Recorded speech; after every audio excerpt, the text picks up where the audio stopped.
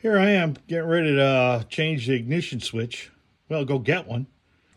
I go to disconnect the battery. Here, I'll show you. Negative terminal was loose.